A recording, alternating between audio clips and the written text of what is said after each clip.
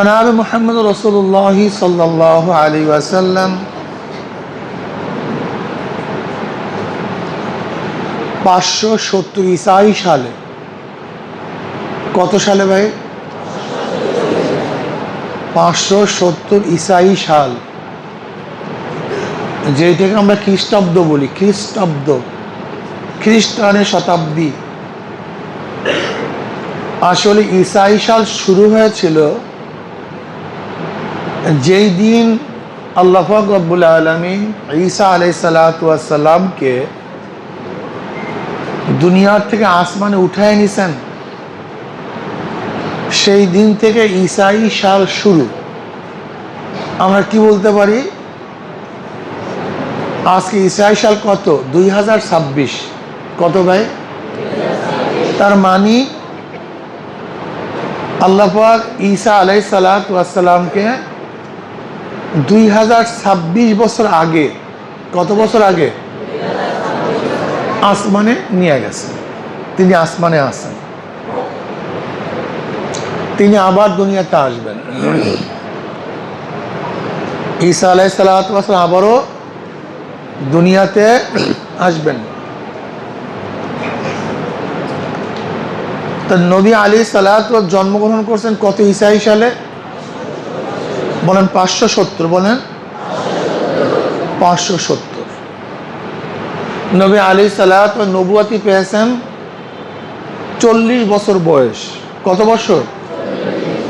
তাহলে তার নবুয়তি যখন আসছিল তখন সন হবে, বলেন 610। কত হবে? 610। 610 ঈসাই সালে নবী আলাইহিস সালাতু ওয়াস সালাম নবুয়ত পেয়েছেন। উনি জিন্দা ছিলেন কতদিন? 23 বছর। বলেন 23 বছর। নবুয়তি ছিল 23 বছর। ওই তো নবুয়তের পরে ভাই, নবুয়তের পরে বলছি আমি। আরে ভাই, নবুয়তের পরে বলছি, নবুয়তির পরে 40 বছরে নবুয়তি, নবুয়তির পরে 63। তাহলে তার জিন্দা ছিলেন কত? মোট তার হায়াত কত? 63 বছর। নবী আলাইহিস সালাতু ওয়াস সালাম নবুয়তি পাওয়ার আগে কাজটা কি করছেন? তিনি হেরা পর্বতে, হেরা গুহায় ইবাদতের মধ্যে মগ্ন থাকতেন, গোসানিসে নিয়ে ইখতিয়ার করতেন, একা একা থাকতেন, নির্জনতা অবলম্বন করতেন, কারোর সাথে মেলামেশা করতেন না। হাজরত কুবরা রাদিয়াল্লাহু তাআলা আনহা মাঝে মাঝে গিয়ে নবী আলাইহিস সালাতু ওয়াস সালাম প্রয়োজনীয় আসবাবপত্র দিয়ে আসতেন। আম্মাজান হাজরত কুবরা রাদিয়াল্লাহু তাআলা আনহা নবী আলাইহিস সালাতু ওয়াস সালামের প্রথম স্ত্রী ছিলেন। তার বয়স ছিল 40, নবী আলাইহিস সালাতু ওয়াস সালাম বয়স ছিল 25। যতদিন আম্মাজান ছিলেন দুনিয়াতে ততদিন তিনি একাই ছিলেন, অন্য কোনো বিবি আম্মাজানরা ছিলেন না। অনেক খ্যাতমতে আঞ্জাম দিয়েছেন আম্মাজান হযরত কুবরা রাদিয়াল্লাহু তাআলা আনহা। গারে হেরার মধ্যে যখন তিনি ইবাদতে মগ্ন ছিলেন তখন তার কাছে প্রথম যে ওহী আসছে সেই ওহীটা কি? ইকরা বিসমি রব্বিকাল্লাযী খলাক। ইকরা, পড়ুন। প্রথম শব্দ কি ছিল ভাই? সবাই বলেন অর্থ কি? পড়ুন, পড়ুন, আদেশ। ফার্স্ট আসমান থেকে যে ওহী আসছে সে ওহীটা হল ইকরা, পড়ুন। তার মানে পড়া ছাড়া ইসলাম পালন করা যায় না, জানা ছাড়া ইসলাম পালন করা যায় না। এই পড়ার অনেক ব্যাপার আছে, কিছু আছে ফরজে কিফায়া, কিছু আছে ফরজে আইন।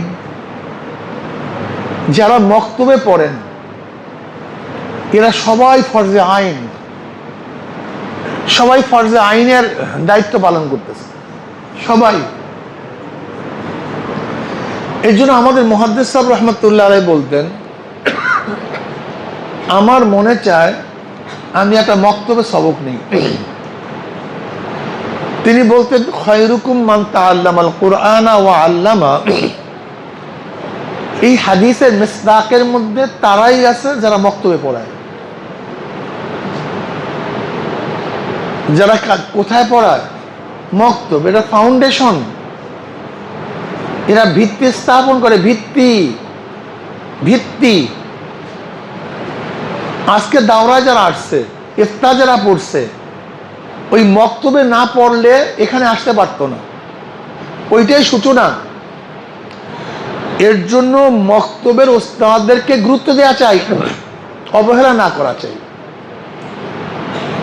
আমি মাদ্রাসার যারা সম্মানিত বড় ওস্তাদ আছেন, পরিচালকবৃন্দ আছেন, যারা দায়িত্বে আছেন, মক্তবের ওস্তাদদেরকে কোনো অবস্থাতেই গুরুত্বহীন করা যাবে না। তারা ভিত্তি, তারা ফাউন্ডেশন। আপনারা জানেন শাইখুল হিন্দ মাহমুদ হাসান রহমতুল্লাহ আলাইহি জেলখানা থেকে বের হওয়ার পরে তিনি একটা মন্তব্য করেছিলেন যে আমার কাছে এই জাতি ধ্বংস হওয়ার মূল কারণ হলো কোরআনের সাথে তাদের সম্পর্ক নেই।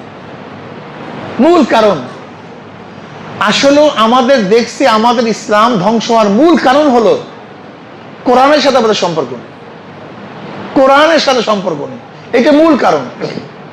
অধিকাংশ মানুষ সূরা ফাতিহা জানে না। আচ্ছা বলুন তো, একজন মুসলমান সূরা ফাতিহা ব্যতীত মুসলমান হয় কিভাবে? কি বললেন? মুসলমান হতে পারবে না? না। বালেগ হওয়ার পর থেকে প্রত্যেকটা মুসলমানদের উপরে নামাজ কি ভাই? সবাই বলেন। নামাজের মধ্যে কেরাত পড়া, কেরাতকে সহিভাবে পড়া। তো যে ব্যক্তি কেরাতই জানে না, সে ব্যক্তি নামাজ পড়ে কিভাবে? তো সে মুসলমান হয় কিভাবে? আমি কথাটা বুঝাতে পারছি? উজুর মাসালা জানে না, অথচ উজু ফরজ। গোসলের মাসালা জানে না, গোসল ফরজ। দেখেন আল্লাহ পাক সুবহানাল্লাহ, এত বড় হাকিম, এত বড় জ্ঞানী। একজন ব্যক্তি জান্নাতে যাওয়ার জন্য যেই পরিমাণে শিক্ষার প্রয়োজন, একজন ব্যক্তির দ্বীনের উপরে চলার জন্য যেই পরিমাণে শিক্ষার প্রয়োজন, এই শিক্ষা তো সে মক্তবে শিখতে পারে, কি পারে না? একটা হলো দ্বীনের গভীর ইলম, আসলে পথ চলার জন্য ইলম, যেরকম উযু, গোসল, নামাজ, রোজা, এগুলি তো মক্তবে 1 বছরই আমরা শিক্ষা দিয়ে দিই। তার মানে একজন রিক্সাওয়ালা, ঠেলাওয়ালা, কুলি, মজদুর যদি দাওরা ফারেক ব্যতীত জান্নাতে যাইতে না পারতো, তাহলে সবাই যেন জাহান্নামে চলে যেতাম, সব জাহান্নামে যেতাম। যদি ইফতা পড়া ব্যতীত কেউ জান্নাতে যেতে না পারতো, তাহলে সবই তো জাহান্নাম। কিন্তু না, আল্লাহ এত সহজ করে দিয়েছেন, এত সহজ। দেখেন ইলমের কতগুলি তফকাজ, কত তফকা।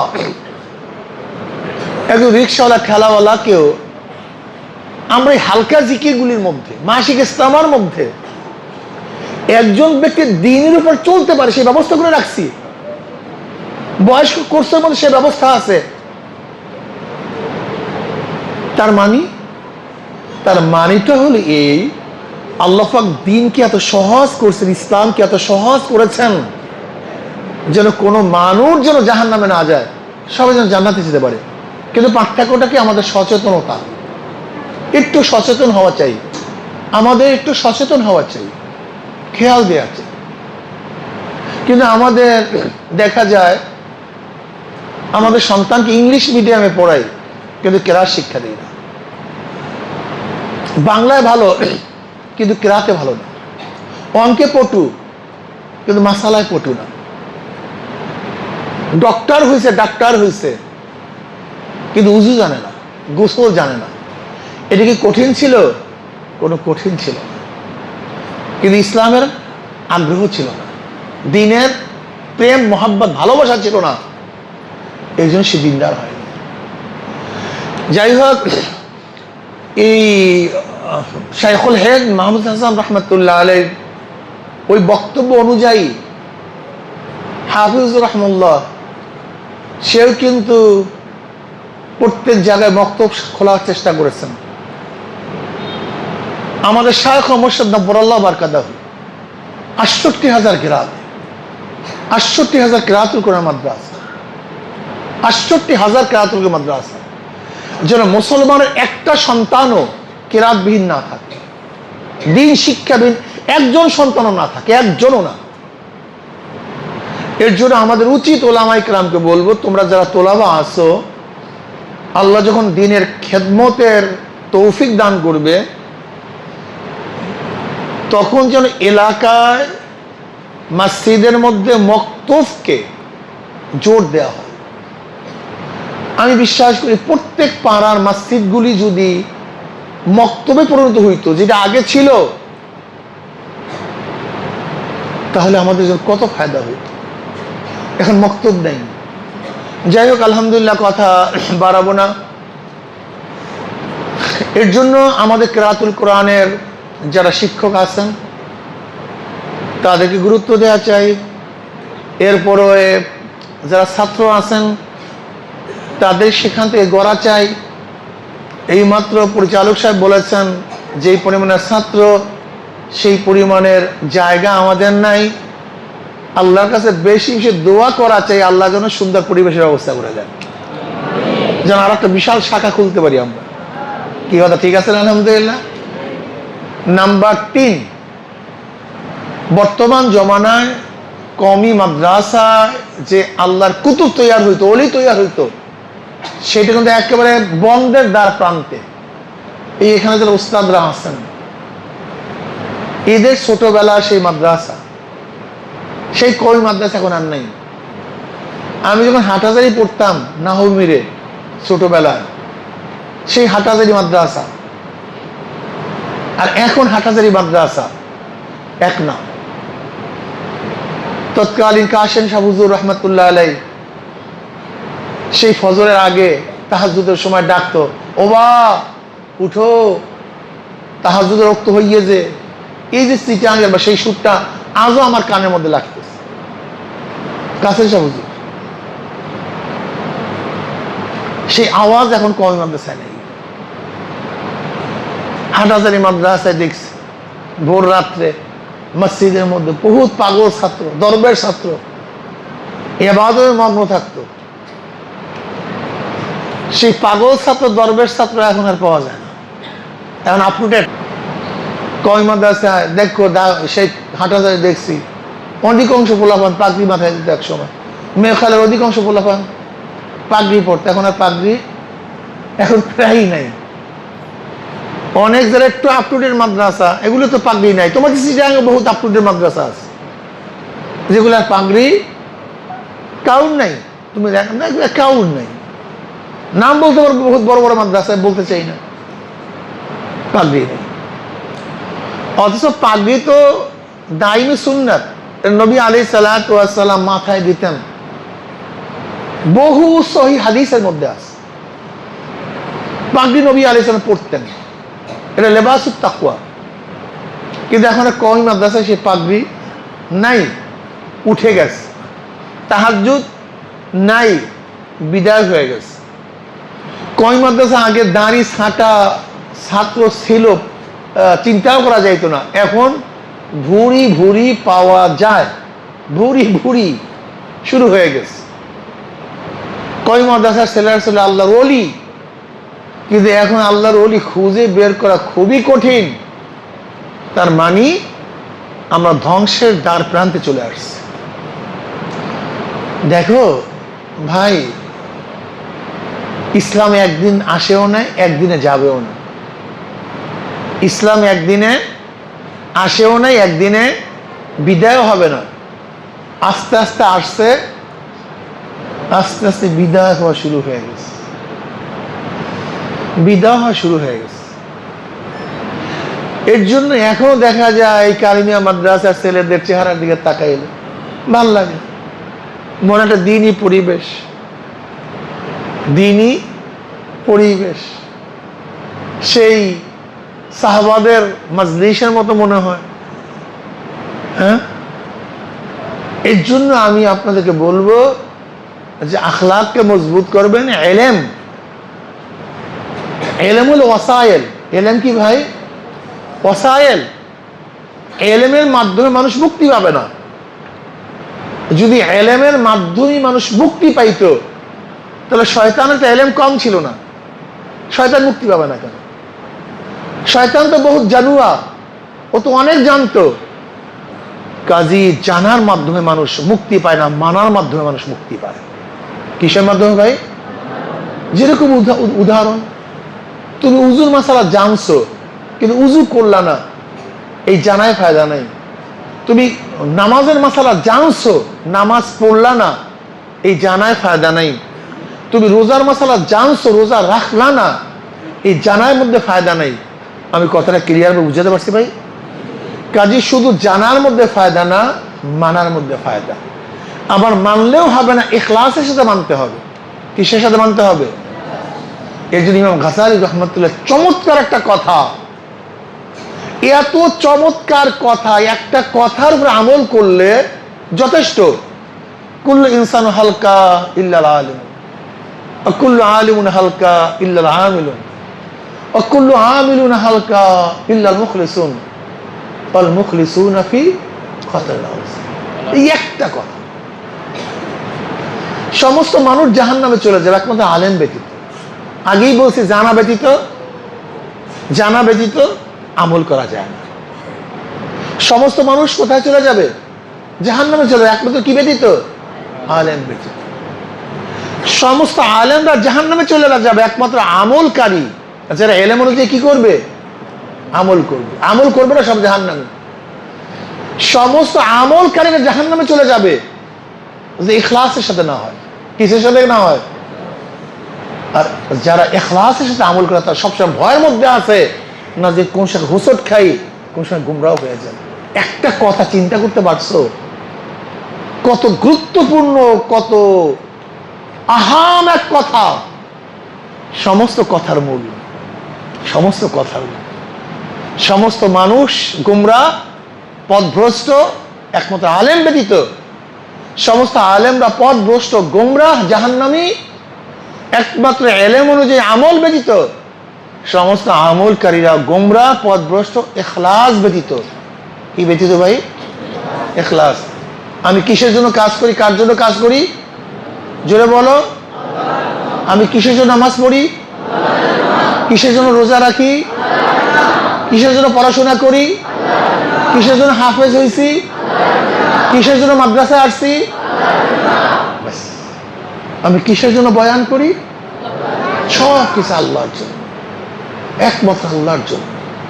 সব কিছু আল্লাহর জন্য, সব কিছু আল্লাহর উদ্দেশ্যে, আল্লাহর ওয়াস্তে। ইন্না সলাতি ওয়া নুসুকি ওয়া মাহইয়ায়া ওয়া মামাতি লিল্লাহি রাব্বিল আলামিন।